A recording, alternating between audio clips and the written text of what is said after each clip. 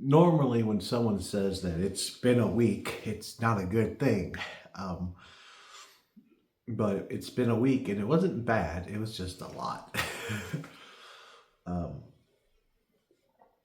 we'll start with the injury, I guess, update.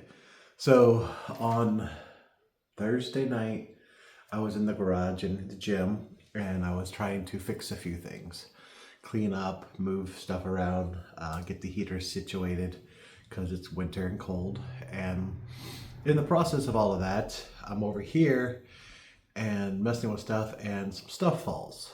And part of the things that fall was our camping equipment, and it falls directly on to my big toe on my left foot, and it hurt like a motherfucker.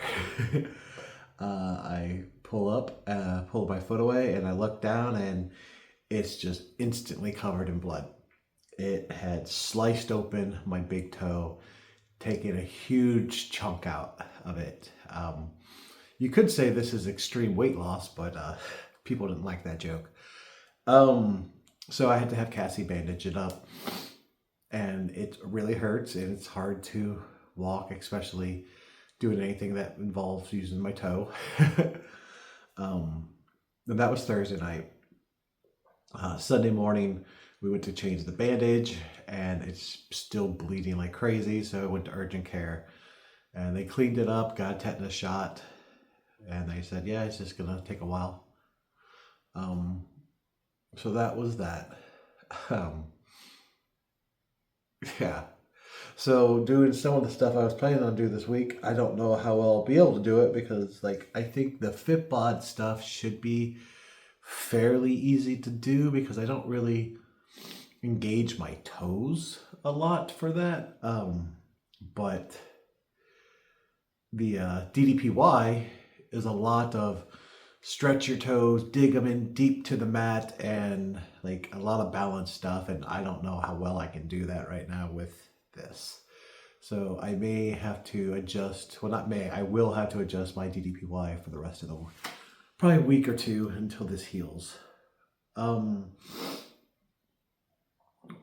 Beyond that, Friday, I think, yeah. Friday, well, before even Friday, my car started being weird. The Prius Sydney started being weird, and I wasn't sure what was going on.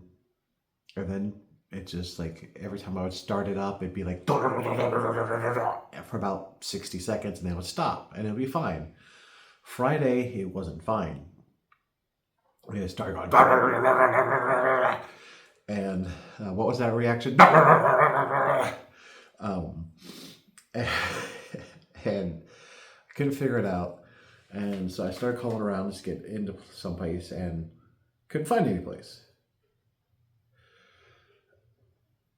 A while back ago, I stopped going to A to Z Auto because of the owner lady saying something very, very transphobic, and then kind of doing the whole, well, I have a trans friend, so I'm allowed to say this type of thing. Apology, non-apology. And it pissed me off and it upset me, and I stopped going to A to Z Auto. But since then, I've been trying to find a good mechanic, someone that I can trust, and frankly, I haven't found one. So and you know, A to Z Auto had apologized, so I was like, okay, maybe, like, I've missed now like multiple appointments with them. I made the, you know, complaint. Maybe give them another shot. Now, everybody always says, you know, everybody deserves a second chance. And as much as that lady was a horrible person, everybody else at A to Z Auto has always been amazing. Especially Tim and Dakota. They have always been honest. They have been nice. They have been true. They've always helped me out. So I'm like, okay, I'm gonna go back to A to Z Auto and try and get this looked at. So go to A to Z Auto. They look at it. It's not good. They said it was the head gaskets going out in my car. Of course it is. Head gaskets. Something that will cost more to fix the car than the car is currently worth anymore. So I am now in the position that I will be having to get a new car. And I am not financially even remotely close to a position where that is even feasible at the moment. I've had the Prius. I had Sydney for just over a year. Granted, in that year, I put over like 130,000 miles on her. But still, I've only had her for a year. So I was like, okay, well, fuck. They said that, as long as it's not doing it a lot while I'm driving, just drive the fuck out of it and start looking for a new car, basically. I ended up driving it most of the rest of the day Friday. And I was going to go back out Friday night, and I went out Friday night, and it just didn't feel right. The car didn't feel right. So I went home early and lost out on a lot of money doing Uber and Lyft. Saturday morning, I got up, I started driving, and it starts acting up again. So I look up, like, temporary fixes type of stuff. And I find this... There's apparently like head gasket sealant stuff that you can put in your car. And, there's a lot of back and forth on whether this stuff works and whether or not it actually is good for your car. And the biggest complaint was like, not complaint, but the biggest thing I read was like, if you're going to replace the gaskets, do not use it. If you're not going to replace the gaskets, who fucking cares at that point? So I bought some of the head sealant stuff and I put it in the car. And like within an hour, like the car is working actually better than it has in months. I'm definitely waiting for it to explode now. But, it's hopefully it'll get me through at least to the rest of the year. And that way, maybe next year I can start looking for a car. I have no idea how I'm going to afford said car, but we'll figure it out. Maybe start a GoFundMe? I don't know.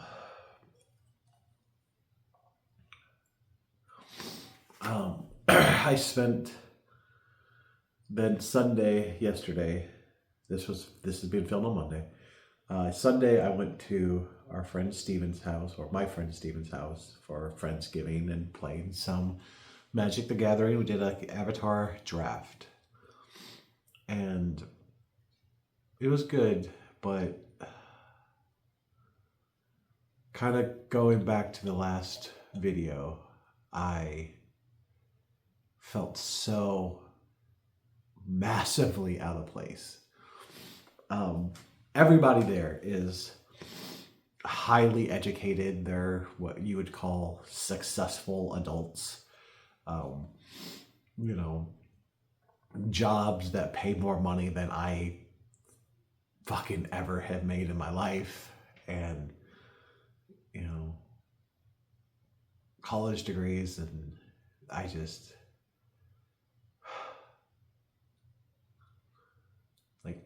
I really enjoy being with them, but man, I have, outside of Magic the Gathering and some board games, I have nothing even remotely in common with any of them. Like, just kind of listening to them talk, I'm just like, yeah, I am so not of their world. I am just a visitor. And that made me feel sad. But, we still had a good time. Steven smoked a turkey, and oh my God, that was like the best fucking turkey I've had in ages. It was amazing. They had really good food. We played some some Avatar draft, and it was fun.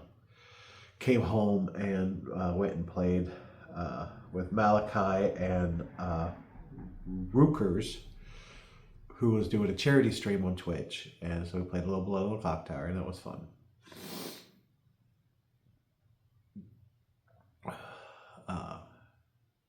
but the last post originally went, I don't know is the post, the video.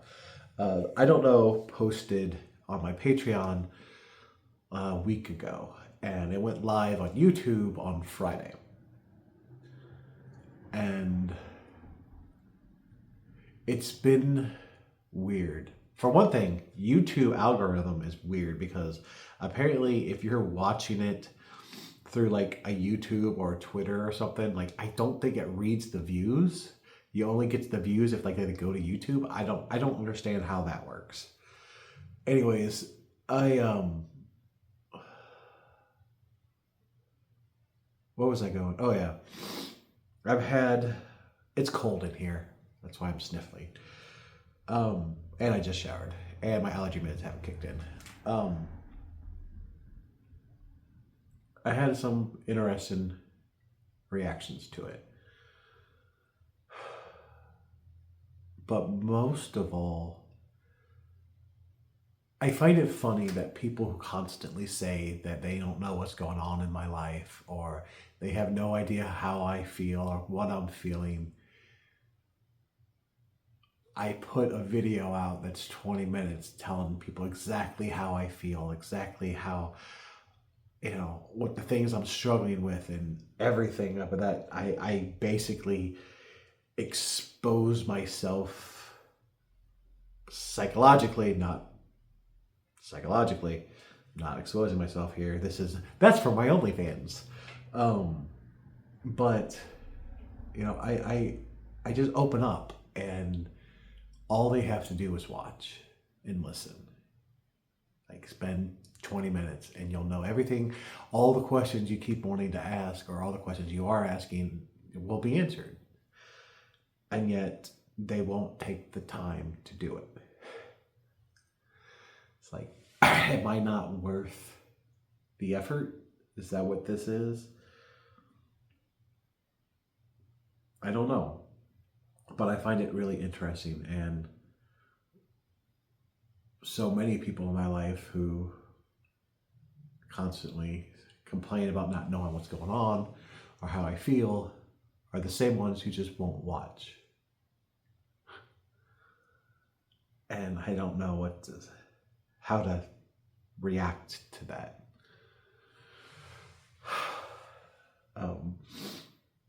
I sent it to my partner because I wasn't sure if she would be okay with it, because I am so open and honest about a lot of shit. And I sent it to her before it went live. That way, if she really wanted to, live to the public, if she really wanted to, she could have asked me not to release it. And I sent it to her. I was like, I would like you to watch this, but please don't watch it while I'm there. Like, because I hate the sound of my voice. And I also, I've watched the video back and it makes me tear up. And I didn't want to do that in front of her, especially with the things I talk about. So I said, watch it. And then if you have any questions, or if you want to, I would like to talk about it afterwards, just let me know. And that was Wednesday of last week, and she hasn't said a word. I don't know if she's even watched it, and I'm afraid to ask, honestly. I don't know if I want to know, because if she has watched it, she hasn't said anything, which means either she didn't care or doesn't care, or she's really upset and she's trying to pretend that she's not. Which, honestly, knowing my partner is more likely the case, because she is very much the type of person who, when something isn't right, she just tries to ignore it and hope that it'll go away or change on its own, until one day she just can't handle it anymore and she lets it out. So I don't know how I should be responding to that. If you have suggestions, I would love to hear it in the comments below here.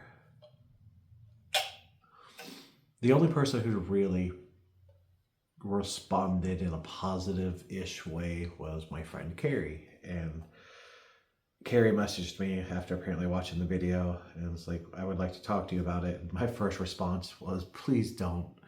I don't need another guilt trip about the video. I've already heard a lot of shit.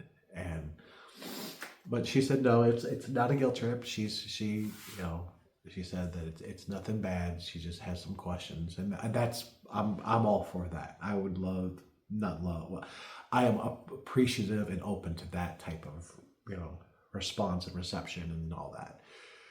Unfortunately, that was pretty much the only decent one, other than being ignored. The other comments have been not great. And a big portion of that is people kind of losing focus on everything and just zeroing in on the whole furry section of that video. Which, the comment is that none of them said it like this, but this is how I have interpreted a lot of the feedback from it that I've gotten privately was, you're not a furry, you're just a weird dude who is lonely, and you're grasping at straws because you don't know how to be normal, basically. I'm just looking for anyone who will accept me, and if that doesn't mean I'm actually one of them, I'm just someone who's pathetic. And like, fuck you, dude. Like, seriously, you're supposed to be my friends and you say this to me? But maybe they're right. I don't know. I still gotta figure that out. I don't know. And then a couple other people have made the comment that lately I've been talking a lot about Malachi and her partner, Alex, or Twilight. And the comment that got me recently was, it sounds like you have a crush on them. It's like, what, are you in love with them now? Like, that's weird. Like, why are you so obsessed with this couple? And it's like, they're my friends, man. Like, they're good people. They're sweet people. They've always been nice to me. They have listened to me when others haven't. They have not judged me like so many other people constantly do. And they've always been there when I needed a little bit of kindness. And, but maybe like, there is a chance that maybe I am developing a small crush on them because, frankly, people who are nice to me for a little while and I don't feel like it's a legitimate kindness, yes, I develop, like affection for. And maybe there is a small crush on them. It's nothing that's not like I'm gonna start dating Malachi and Twilight or anything, but yeah, I do care for them.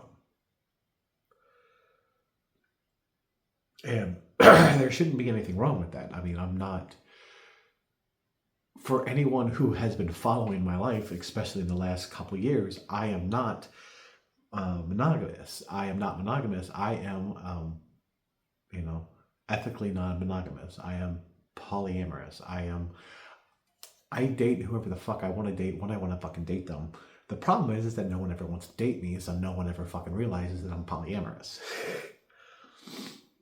And it's not about sex, and it's not about shit like that. It's just about having people who care and having that community connection. And I don't believe that love is singular. I think love is an entire spectrum of insanity bullshit that will wreck your life but make it worth living. And so, yeah, I am polyamorous. But like I said, a lot of people don't realize that because, one, I'm not out fucking everybody, and two, no one wants to date me. And I watch these videos back and I can see why.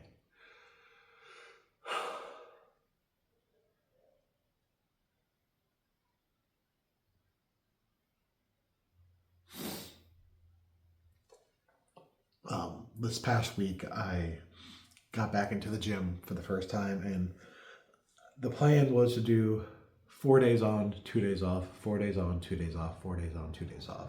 As I talked about in the very beginning with the toe, might change that up a little bit.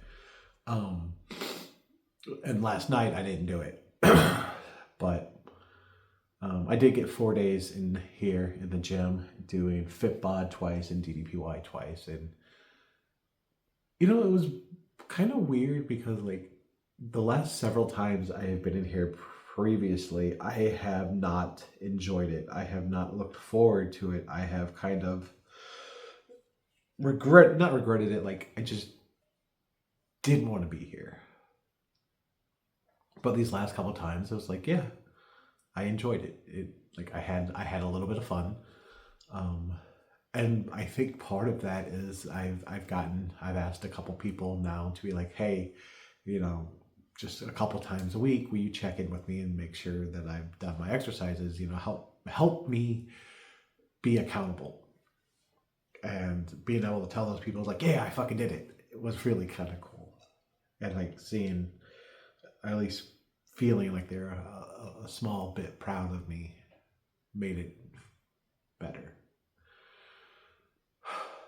But I was sore as fuck, and I went and got a massage on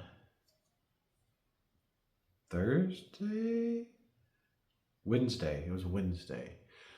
A deep tissue massage, and God, did I miss those. So I would probably doing that again every month if I can afford it. This week has a lot on the plate. I am supposed to, actually in like 2 hours, I'm supposed to meet the food bank for Central and Northeast Missouri to finally deliver the money for the fundraiser that we did a week prior. And I also have to edit the second episode of Cardboard to get that up online, because I've told everybody it'll be up online by by this Thursday. So I have a lot to do, and then there's a lot. I gotta make money. Gotta drive Uber. Gotta drive Lyft. Gotta work out. There's a lot of things on my plate, but something that I'm looking forward to is not this week, but next week is the St. Louis furry community is having a little get together at a game place, and I'm looking forward to it because I bought a ticket to go. I'm not gonna know anybody there. I'll probably be awkward as fuck, and no one's gonna like acknowledge my existence. But I want to go, and I'm really looking forward to going. I'll probably have a complete change of heart by the time it's over, and I'll be disappointed. But until then, I have something I'm really looking forward to. And I think that's all I have for right now. This last week, life has been just a roller coaster, up and down, but like mentally,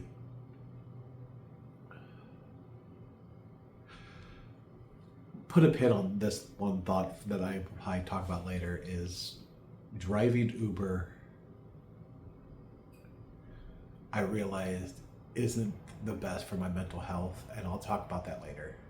This video is already going long, but put a pin on that. But for the most part, the weekend and the week of last week I felt a little better mentally than I have recently, which is progress. And I think what we're going to do is I'm going to try and do these weekly updates. First, go to my Patreon. And then after, 5 or 6 days, it'll be released publicly. I'm going to be changing how my Patreon works for those who have been a part of it, or are a part of it, or want to be a part of it. Up until now, the Patreon has basically been my journey of weight loss and my journey to become a professional wrestler. Well,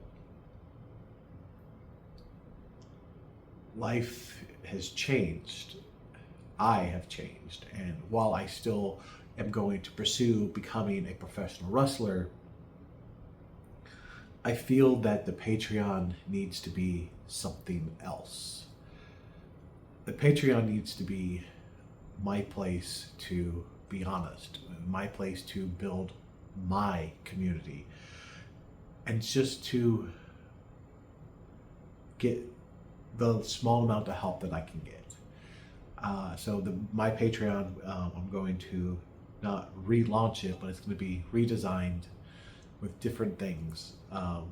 Hopefully I'll have that ready by the beginning of the year, but it's going to focus on not Project Luca, the professional wrestler, not Creative Control, the film group and content creation agency and community service thing that I'm trying to create.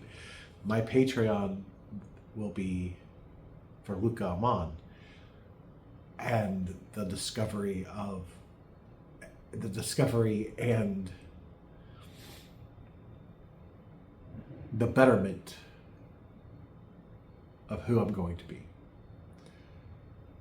through honesty, openness, and it's not going to be pretty. And probably for a while it's going to be a lot of depressing shit because I am not in a good place mentally. But you're going to get to see something that you probably don't get to see often, and that's true, real, unedited honesty. And it's going to be me working on my body, my mind, my soul, my heart, and trying to discover who I am.